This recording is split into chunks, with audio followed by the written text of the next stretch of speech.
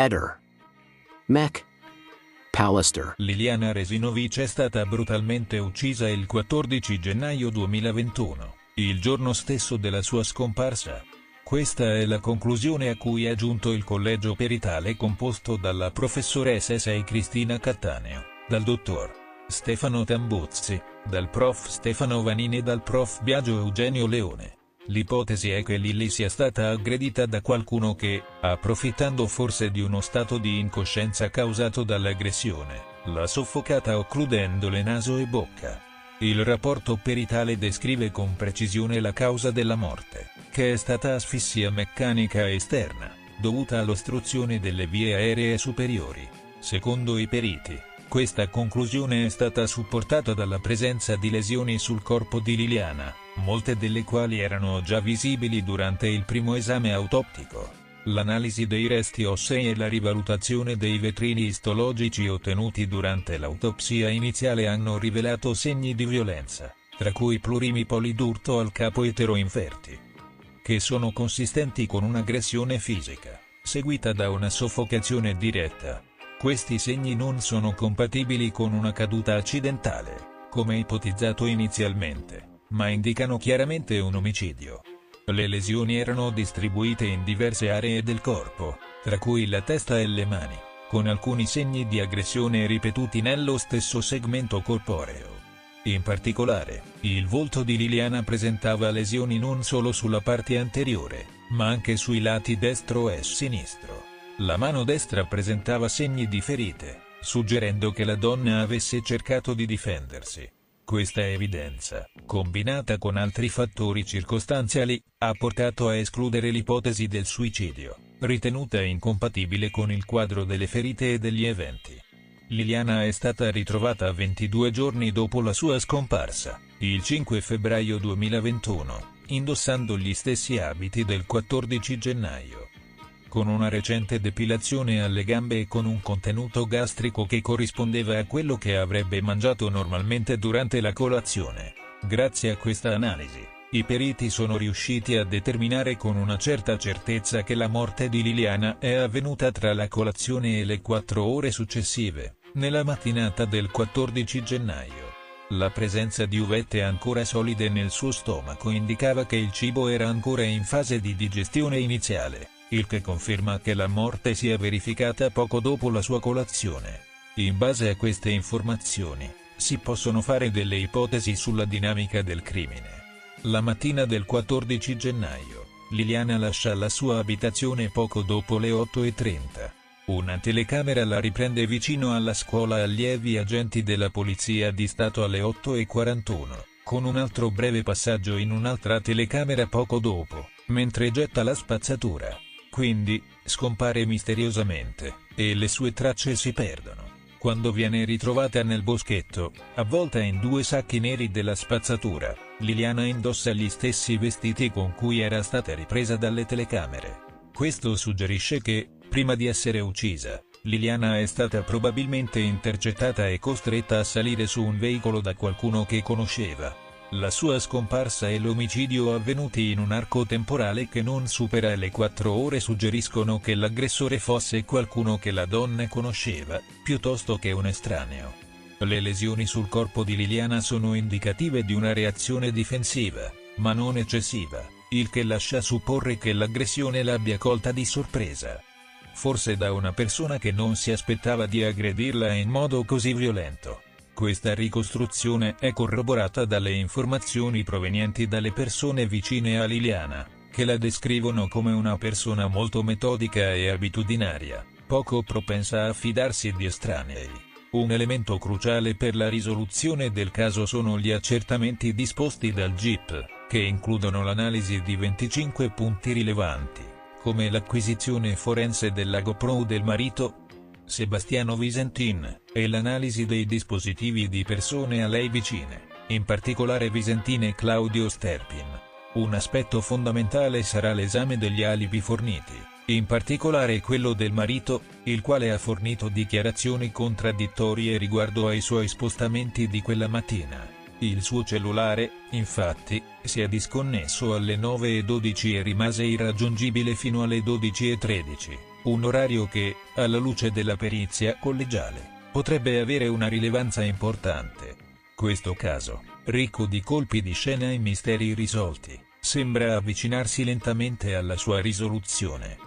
Ma ancora ci sono molti interrogativi da risolvere per comprendere appieno la dinamica dell'omicidio di Liliana Resinovic.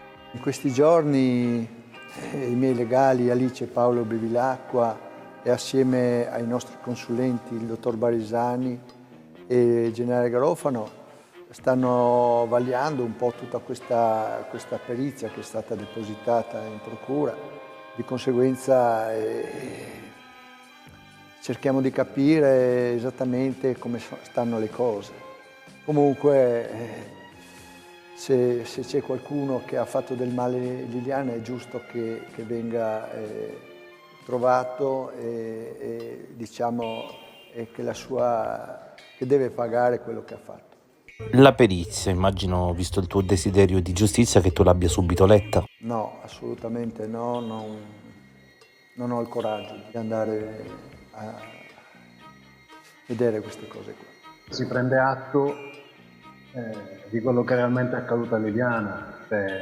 Hanno sempre cercato la verità, perché per tutti quanti noi, per i consulenti, per noi difensori e soprattutto per il fratello e la cugina, insomma Liliana non poteva essersi suicidata, assolutamente, abbiamo dato la nostra consulenza psicologica, ma poi abbiamo sentito tantissime persone, ascoltato tante persone e Liliana voleva fare tutto tranne che terminare la sua esistenza su questa terra. È successo qualcosa di gravissimo, è vittima di un omicidio, ora la palla deve passare assolutamente alla procura. Noi non abbiamo nessun tipo di, come posso dire, di sentimento, dobbiamo cercare, noi aiuteremo come abbiamo fatto fino adesso la Procura della Repubblica di Trieste, che con il nuovo pubblico ministero che si sta occupando del caso e tutti gli uomini della Procura di Trieste ci dovranno dare una mano ad arrivare subito, immediatamente alla verità. Abbiamo perso tantissimo tempo, tanto inutilmente, e adesso però bisogna recuperarlo. Qualcuno potrebbe avere coperto il killer, ma poi c'è anche qualcuno che ha messo una coperta sul corpo. Ma guarda, queste sono cose che comunque quando sarà il momento verranno chiarite. Adesso non è il caso di parlarne di queste, cerchiamo piuttosto di andare avanti e trovare eventualmente chi è responsabile, cosa è successo a Liliana. Questo è quello che importa. Le chiacchiere le lasciamo nei posti giusti, nei momenti giusti e dopo vedremo, dai. Sì, Silvia ha una sua idea di quello che è accaduto, ma non perché conosceva la cugina, ha avuto modo di parlare con il signor Visentini nell'immediatezza della scomparsa e nei giorni successivi, ha acquisito delle informazioni e diciamo che finora la direzione che aveva imboccato Silvia, Claudio e quant'altro è quella corretta, loro hanno parlato sempre di omicidio. Ora stabilire chi è l'autore non devo essere io, non lo deve essere Silvia, assolutamente nessuno di noi, perché comunque è qualcosa di grave, un'accusa di omicidio è qualcosa di molto molto serio ed importante, quindi non dovrà dipendere da noi, ma ci sono delle situazioni che ci fanno riflettere. Io l'ho sempre detto, ma l'ho detto anche al signor Visentini più volte, per me chi attrae l'attenzione è lo stesso Visentini, per come si è comportato, per quello che ha detto spesso e volentieri in varie interviste, soprattutto pubblicamente. Quindi, poi ci sono degli aspetti tecnici che andranno valutati e devono essere valutati. Adesso noi sappiamo un dato certo, al di là dell'omicidio, sappiamo anche l'arco temporale nel quale Liliana ha perso la vita, e sono 2 ore circa. Mentre prima si parlava di 21 giorni, non si sapeva come, dove, quando, ora dalle 9:30 circa, da quando esce di casa, fino alle 11 e qualcosa ci dicono i consulenti, quindi il tempo si ristringe e bisogna andare a vedere chi ha fatto e cosa ha fatto le persone che circondavano Liliana. Guarda, io posso dirti quello che in questi lunghi 3 anni diciamo quasi 3 mesi, sono chiacchiere che comunque sono state tirate avanti dal signor Sterpin, che comunque dice che doveva andare alla Wind, perché poi in realtà non risulta, non lo so. Questo gli investigatori dovranno darci queste risposte, se fino adesso non sono state analizzate sentite queste persone in maniera chiara e precisa, aspettiamo che le cose vadano avanti. Io spero che questa nuova indagine, che vada avanti, sentire anche un po' tutti quelli che hanno circondato un po' la vita di Liliana e la mia. Di conseguenza aspettiamoci di sentire tante voci, tante cose. Questo è un mistero che ci prende tutti quanti. Io come marito veramente sono sconvolto oggi come sono stato sconvolto quei primi giorni in cui è stato ritrovato il corpo di Liliana. E oggi forse ancora di più, anche perché emergono tutta questa serie di cose che sono state fatte nella prima, diciamo, nel ritrovamento e forse anche nella prima autopsia, in cui certi elementi non sono stati definiti, certe cose non sono state dette. Cioè io cerco di capire perché siamo arrivati oggi a questo punto qua. Giorno per giorno, ogni momento che passa è un dolore sempre più forte. Non oso pensare che quello che può essere successo. Io spero di avere delle risposte. Io spero tanto che venga trovata questa persona, queste persone che possono aver fatto del male a Liliana e poi in quel modo così atroce, insomma. Dovrebbero piuttosto, io chiedo alla procura di sentire tutte le persone, capisci? Anche i vicini di casa, persone che hanno ruotato nella famiglia, tutte queste persone, Covalero, Sterpin. Ma non so, io ti dico quello che ho sentito in questi anni, che forse più di persone, sono tante teorie che sono emerse e perciò non abbiamo ancora oggi una certezza di quello che può essere successo.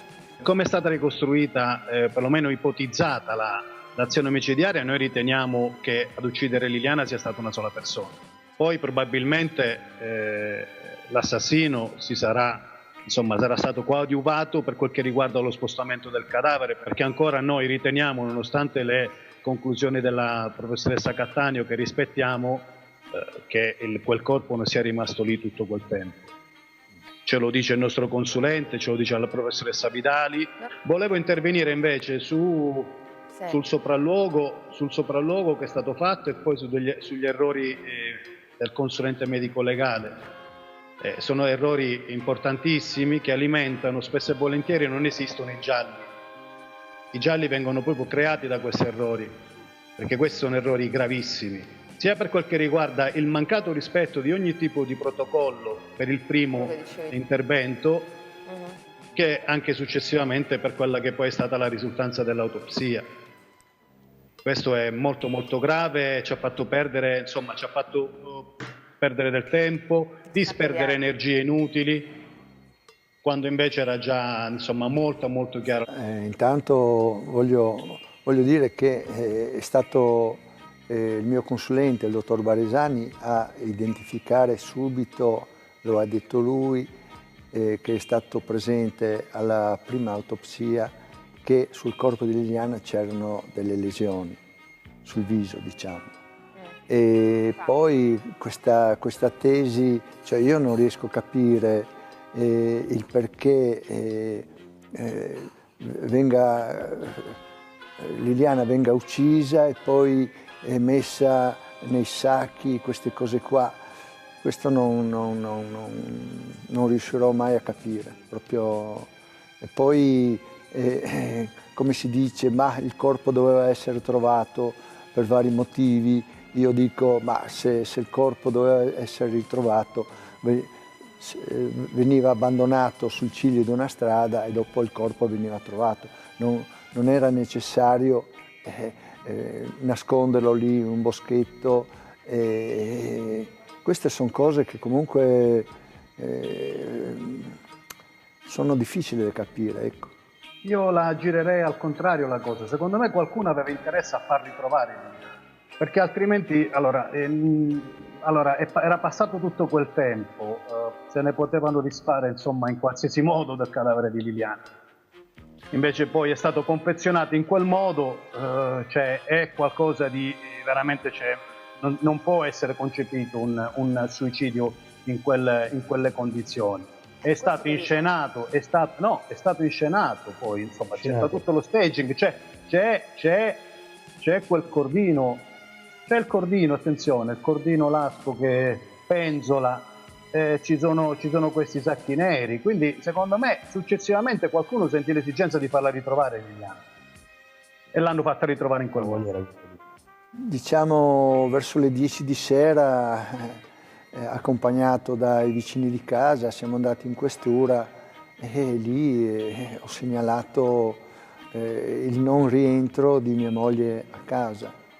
Queste cose sono già state dette e ridette. Se eventualmente gli inquirenti avranno motivo di sentirmi, lo riferirò.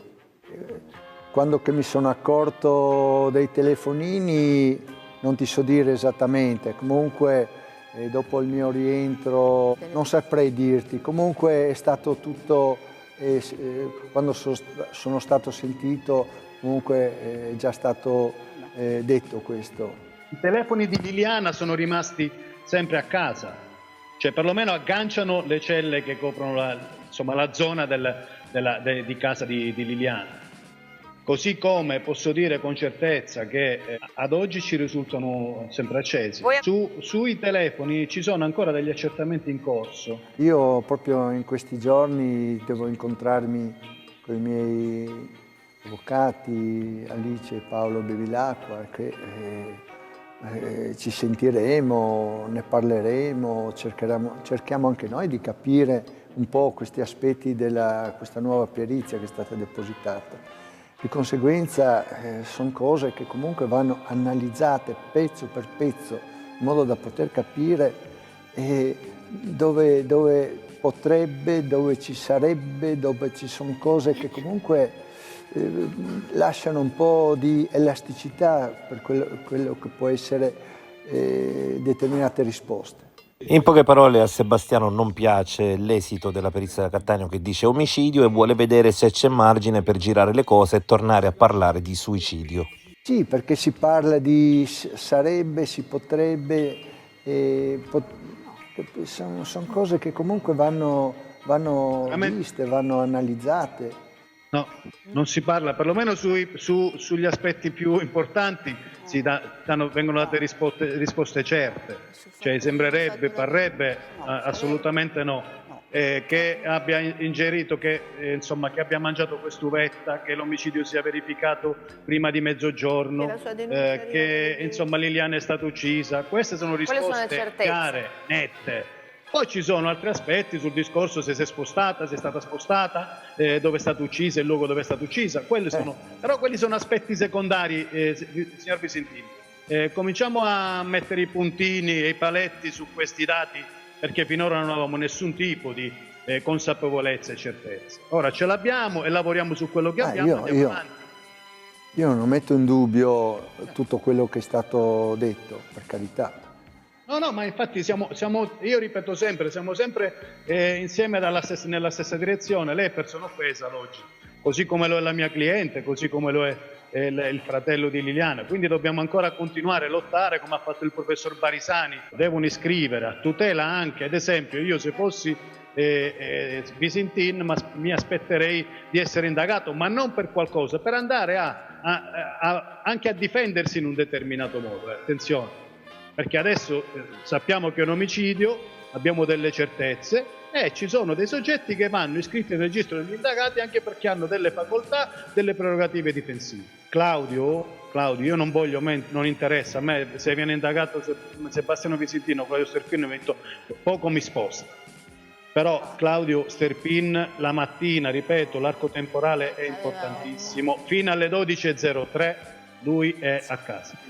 Ha un GPS in macchina e quindi sappiamo, cerca di chiamare Liliana, manda dei messaggi e poi è il primo che va lì spontaneamente e gli porta il telefono con gli screenshot. Questo è il mio telefono, questo sono gli screenshot.